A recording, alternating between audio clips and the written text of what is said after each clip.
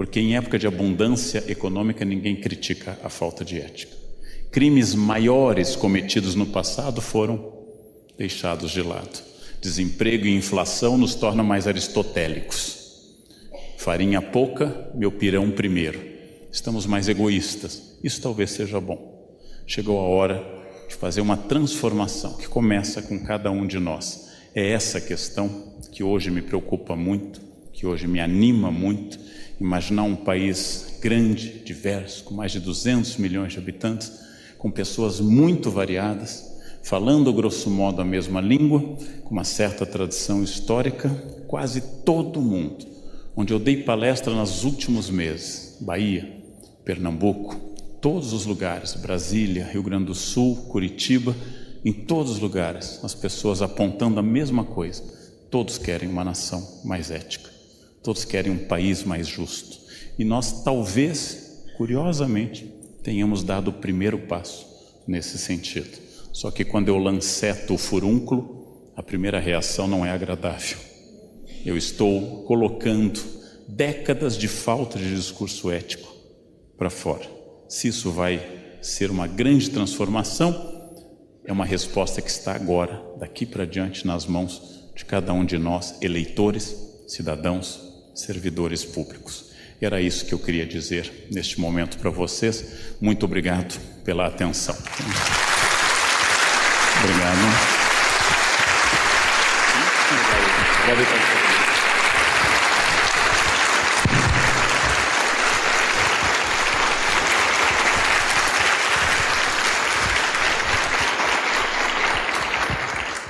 Bom, queria agradecer ao professor Karnal pela brilhante palestra e agora a gente abre para discussão. Gostaria de receber papeizinhos de vocês com algumas questões, identifiquem o nome, a secretaria e também o e-mail, caso não seja possível responder a essas questões. Enquanto vocês elaboram alguma questão, eu vou fazer a minha questão ao professor Karnal.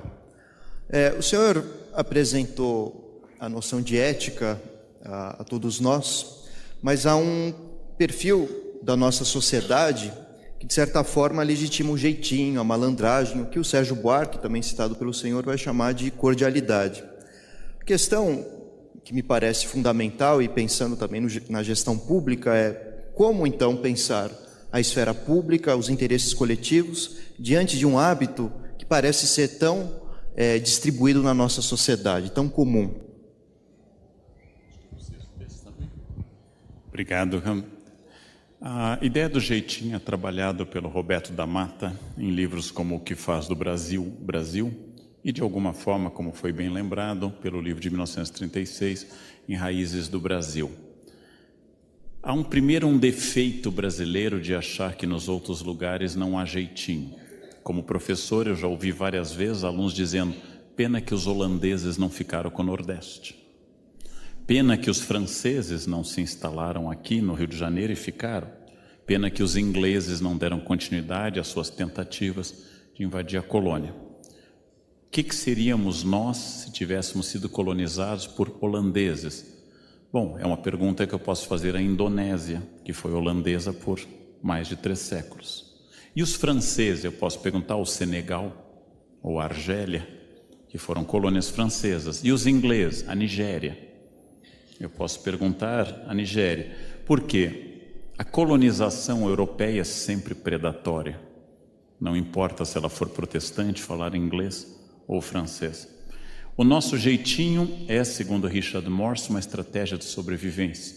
Ao utilizar diminutivos, diz ele no livro Espelho de Próspero, e especialmente em outro livro, A Volta de Maclunaíma, ao utilizar o diminutivo eu negocio. É como, por exemplo, eu já escrevi no livro Conversas com um Jovem Professor, o aluno que eu digo, acabou o tempo de prova, e todos os alunos do Brasil dizem a mesma coisa. E vocês sabem que coisa é essa. Acabou o tempo de prova. O que vocês diriam, irmãos brasileiros? Só mais um pouquinho. O que significa isso? Ele não vai entregar a prova, mas ele não vai me enfrentar. O jeitinho é a maneira de dizer, não, acabou o tempo, mas eu vou continuar fazendo do meu jeito. Mas ele não me diz, venha pegar se você for homem. Ele não me diz isso. Ao dizer uma coisa dessa, ele negocia. E o Richard Morse interpreta isso como uma maneira de eu atender a autoridade sem obedecer. A lei do rei se acata, mas não se cumpre. Um amigo estrangeiro me perguntou uma coisa que eu não sei responder. Tenho muitos amigos no exterior e perguntou: como é que é essa história de que a lei não pegou? Como é que lei não pega? E eu disse: eu também não sei explicar, mas tem lei que pega e tem lei que não pega. Eu não sei explicar isso, porque nos Estados Unidos lei é lei, lei é lei. Não é assim, não é essa eu não gostei, eu vou deixar. Não? É difícil explicar o Brasil para estrangeiros, mas também temos que ter o cuidado de não interpretar o exterior como paraíso. O nosso índice de suicídios por 100 mil, segundo o IBGE, é de 15,8 brasileiros por 100 mil. No Japão é de quase 50. Eu não sei se o padrão de felicidade são os países organizados, onde nada sai do lugar. Eu estive no Japão para uma palestra no ano passado, em inglês, claro, e uma das colegas minhas que estava esqueceu a bolsa no trem-bala entre Kyoto e Osaka. E ela, desesperada, gritou para a nossa guia japonesa: eu esqueci a bolsa. E a guia, tranquila, disse: calma, professora, o trem volta. E ela, desesperada, passaporte, dinheiro, o trem voltou, estava lá a bolsa. E ela disse: a bolsa está aqui. A guia: claro, é sua, quem é que ia pegar? A guia não entendia isso. Que paraíso, que paraíso. Uma amiga minha andou de bicicleta no Ibirapuera, cadeou a sua bicicleta numa árvore pequena para andar um pouco, a árvore foi serrada e a bicicleta foi retirada. Que inferno morar neste país. Tendo morado no exterior algumas vezes na minha vida, eu não tenho certeza se eu gostaria de morar em outro lugar. Porque é verdade que é difícil, mas é verdade que esse jeitinho também tem diferentes leituras. Toda a sociedade repressiva, ela é boa para o grupo e ruim para o indivíduo. Toda a sociedade permissiva como a nossa é boa para o indivíduo e é ruim para o grupo. Então eu prefiro o trânsito japonês, mas eu prefiro uma festa brasileira. Então é uma discussão difícil você imaginar essas questões no exterior e aqui. Jeitinho daria um curso para a gente poder falar de antropologia brasileira. Em todo caso, é o que nos torna quem somos. E a maioria de nós não pode dar jeitinho, nós devemos lembrar isso. Quem bate cartão não pode dar jeitinho. Quem declara imposto de renda está cada vez mais difícil dar jeitinho. Quem recebe salário não tem como dar jeitinho. Quem pode dar jeitinho não está nessa categoria social, essencialmente. Mas essa é uma questão complexa para desenvolver, mereceria muito mais. Já temos... Agora, mais uma questão da Maria das Graças, que é da Secretaria da Administração Penitenciária. A questão dela é a seguinte: qual o ponto de vista ético sobre as cotas raciais? Esse é um tema longo, é um tema complexo, mereceria muito estudo. A Unicamp, onde eu trabalho, implantou pioneiramente nas universidades públicas cotas. Cotas que dizem respeito a quem estudou em escola pública. São cotas não por epiderme, mas por ter feito escola pública. Essas cotas são mais fáceis de defender. Sendo a Unicamp pública, sendo sustentada pelo dinheiro do ICMS do Estado de São Paulo, ela deve se voltar ao aluno público para evitar um problema, que é o problema de você ter alunos ricos no ensino privado médio e alunos ricos na escola pública no curso superior. Alunos pobres nas escolas estaduais e públicas e depois alunos pobres nas escolas privadas no curso superior. Essa é uma inversão de valores profunda. A outra questão, eu vou apresentar uma posição subjetiva, não é objetiva. É Leandro Carnal, não é a história. Não se justifica do ponto de vista racional eu fazer qualquer distinção entre pessoas. Porém, se justifica do ponto de vista histórico no Brasil. Então a minha posição é sim, inteiramente a favor de cotas. Não porque eu tenha algum motivo racional para isso, mas porque nós temos uma injustiça social eterna que não foi superada até hoje. Se o problema racial tivesse sido encerrado no domingo, dia 13 de maio de 1888, eu teria outra posição. O problema racial é grave, continua, basta observar o número ou tipologia de pessoas presas em São Paulo. A repressão continua sendo em cima de pessoas negras e pessoas pobres. Esta é uma realidade em São Paulo e, desse ponto de vista histórico, eu sou a favor de cotas. Mas se me perguntarem como é que eu desenvolvo isso filosoficamente, não dá. Eu chamo a isso, como chamou uma especialista melhor do que eu, de preconceito positivo. Ou seja, o estabelecimento de um preconceito a favor, como nós temos com vinhos franceses. Um preconceito positivo, prévio e não exatamente racional.